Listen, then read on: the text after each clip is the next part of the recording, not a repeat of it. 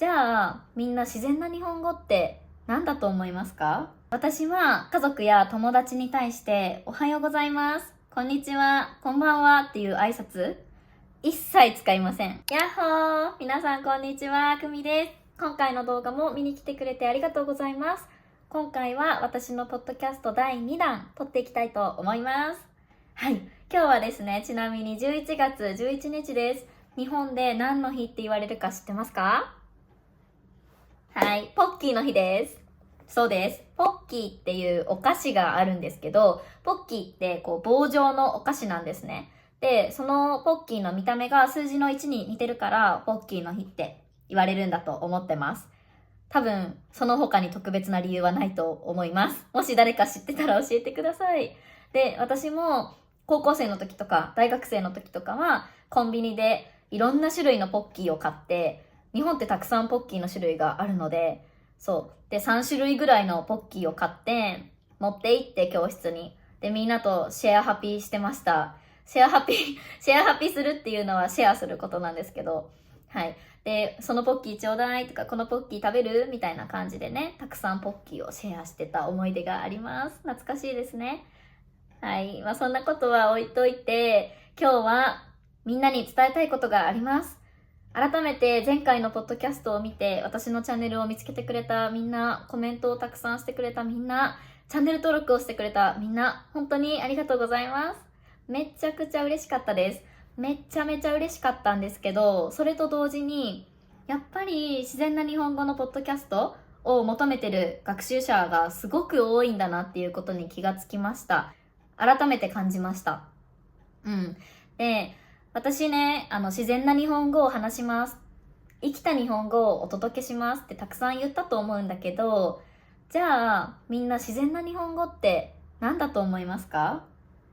なんで、みんなは私のポッドキャストを聞いて、自然な日本語です。本当にありがとうございますって言ってくれるコメントが多かったけど、なんで私の日本語、自然な日本語って思ったんだろ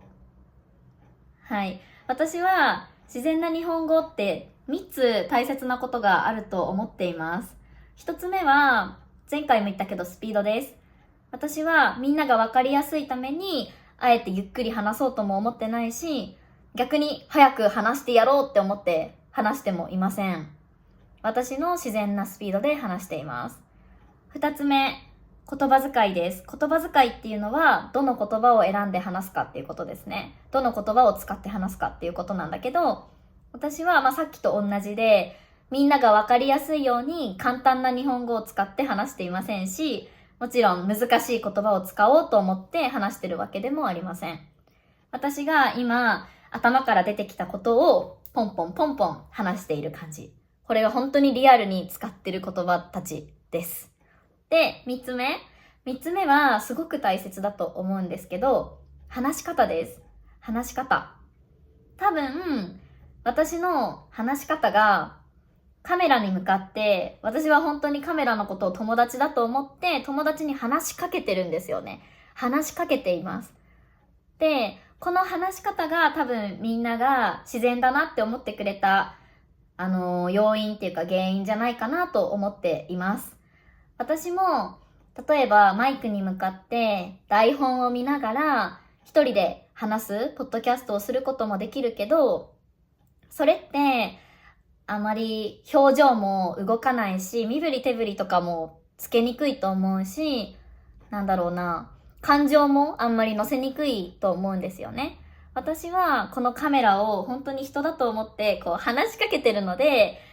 すごい感情もめちゃめちゃ乗せちゃうし、身振り手振りもすごい多くなっちゃうんですよ。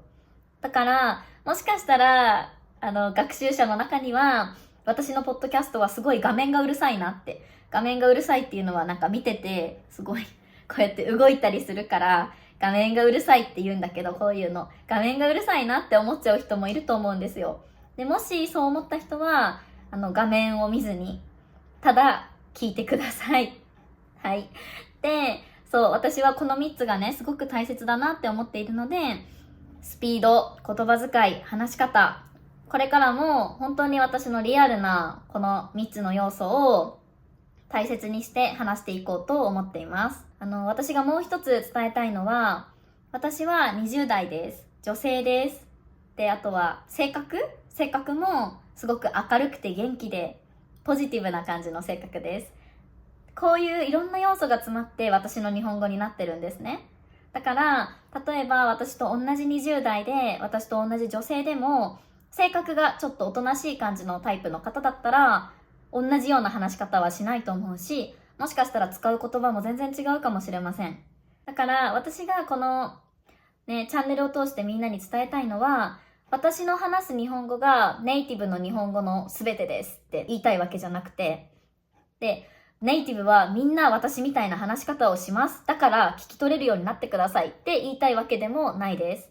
はい。あくまでもこれは私の、20代女性、そしてこの性格の私が話すリアルな日本語をお届けしてるよっていうチャンネルなので、そこだけね、みんなに改めて伝えさせてください。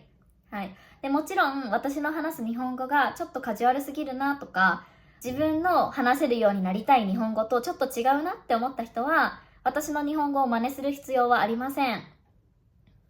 自分が聞けるようになりたい日本語とか、自分が話せるようになりたい日本語を話しているポッドキャストを聞いて真似したら、一番の勉強方法だと思います。で、もし私の日本語とか私の話し方が好きだなって思ってくれる人がいたら、ぜひね、シャドーイングしてほしいです。ただ聞くだけじゃなくて、シャドーイングもしてほしいです。で、シャドーイングも読むだけじゃなくって、私がどういう風にその言葉を使って、どういうこの身振り手振り一緒に使ってるかとか、表情はどうかとか、全部完コピしてください。完コピするっていうのは完全にコピーすることです。完コピしてください。そしたら絶対にリスニング力も上がるし、スピーキングにもね、役に立つと思います。なんでかっていうと、こういうシチュエーションで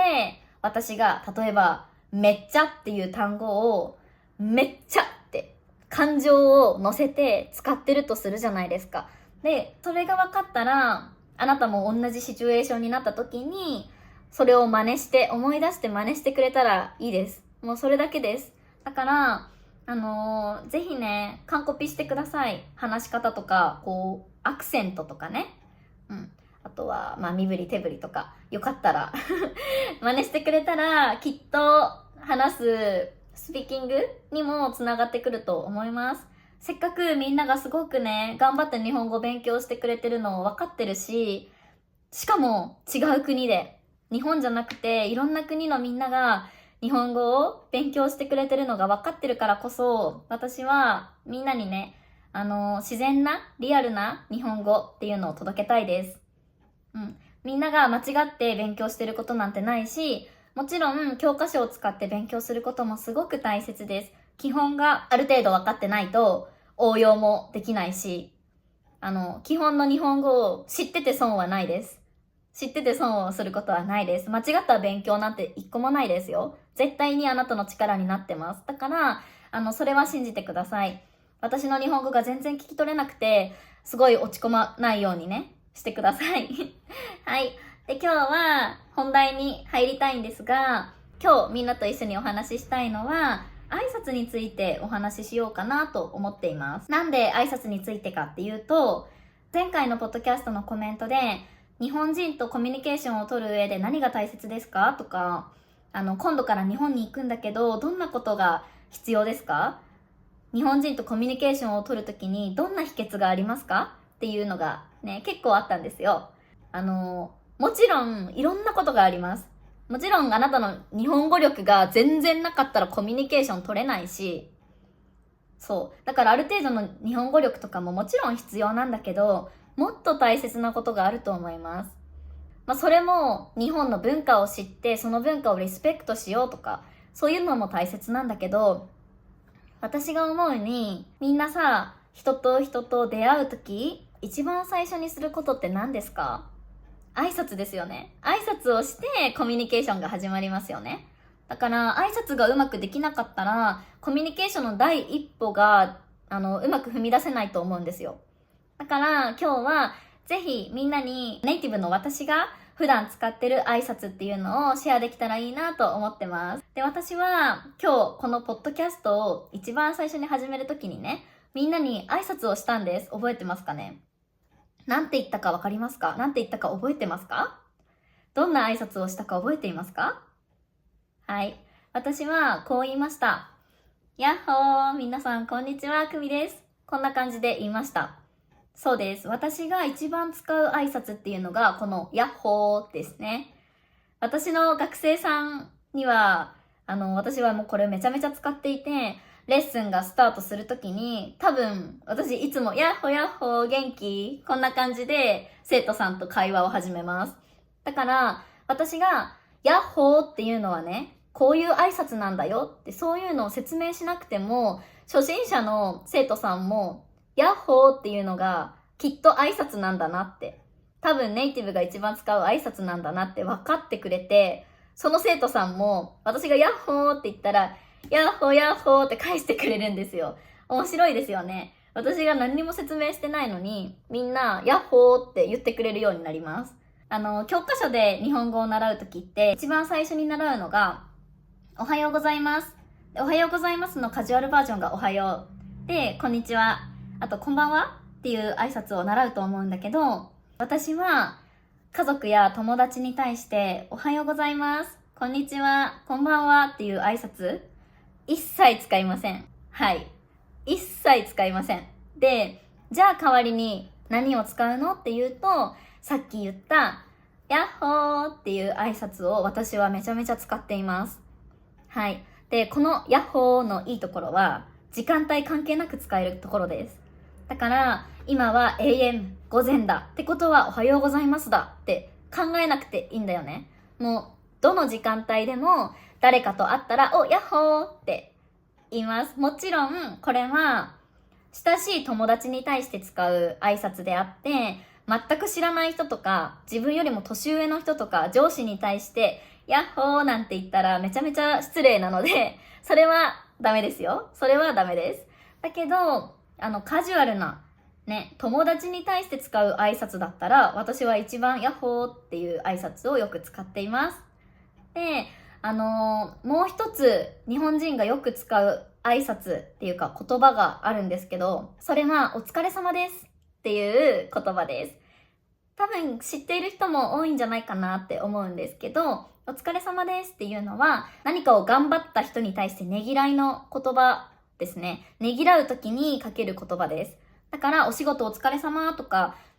テストお疲れ、試験お疲れ様、そういう感じで使います。お疲れ様でしたとかお疲れ様ですっていうのが一番丁寧な言い方なんだけど、その次にカジュアルなのがお疲れ様です。お疲れ様。で、さらにそれをカジュアルにするとお疲れ。お疲れって友達とかには言いますね。お疲れ。で、それをもっとさらにカジュアルにすると、おつーとかですね。おつーとか、おつーとかっていう風に使います。私はね、結構友達に対して、おつおつーって、仕事お疲れとか、おつおつーっていう風に言いますね。これはまあでも、だいぶカジュアルで、だいぶ若者言葉だと思うので、私と同じぐらいの世代の方だったら、使ってて問題はありません。大丈夫です。でも、もしかしたら私よりも、世代が上の方にとっては、ちょっとカジュアルすぎるかもしれません。はい。で、あとは、男性によく多いのは、オスですよね。これはね、結構アニメとか漫画で勉強した人が多いんじゃないですか？オスっていう挨拶を男性はよく使っています。男性同士の挨拶とかは、オス、オスみたいな感じでやってますね。男性ももちろん、おつとかお疲れってよく使うので、皆さん覚えてて損はないかなと思います。私今めちゃめちゃカジュアルな挨拶を教えたんですけど、日本人に会った時にいきなり初対面で、ヤッホーって言ったらちょっとそれはカジュアルすぎるので、もちろんそういう時は、こんにちは、おはようございますから始めてください。でも、多分、あなたが、私は本当にみんなと仲良くなりたいんですっていう気持ちを表したいんだったら、どんどんね、そういうカジュアルな挨拶にチャレンジしてもいいと思います。私だったら、その外国人の方が日本に来ました。で私の職場に来ました。その方がおはようってカジュアルに言ってくれる方が、おはようございますって言われるよりも、絶対に、この子と仲良くなりたいって、この子の日本語もっと助けてあげたいって私だったら思います。だからコミュニケーションの第一歩としてね、挨拶ってすごく大切だと思うので、みんな今日私が言った挨拶をね、ぜひ使ってみてほしいです。この人ともっと仲良くなりたい、この人との距離もっと縮めたいっていう時に、ぜひ今日教えた挨拶を使ってみてください。はい。じゃあ今日のポッドキャストはこの辺にしようかなと思っています。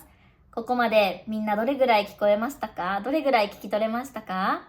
前回のポッドキャストで70% 聞き取れました、80% 聞き取れましたって言ってくれる人が多かったんだけど、それってめちゃめちゃすごいことですよ。このスピードが全然 70%、80% 聞き取れていたら、もう 100% 聞けるようになるまではもうめちゃめちゃ近いです。で、このスピードは聞けるけど、他の人の日本語が聞き取れないっていう場合は、多分スピードが問題なんじゃなくて、シンプルに単語力が足りてないか、その人の話す日本語が方言が強くて聞き取れないとか、滑舌がねちょっと悪くて聞き取りにくいとか、そういう他の要因があると思います。だからスピードで何か心配することはもう全然ないと思うので、みんな自信を持ってください。はい。じゃあ今日の日本語どれぐらい聞き取れたか、またコメントで教えてくれると嬉しいです。いつも本当にコメント楽しく読ませてもらってるので、みんなのコメント待ってます。じゃあまた次の動画でお会いしましょう。バイバーイ。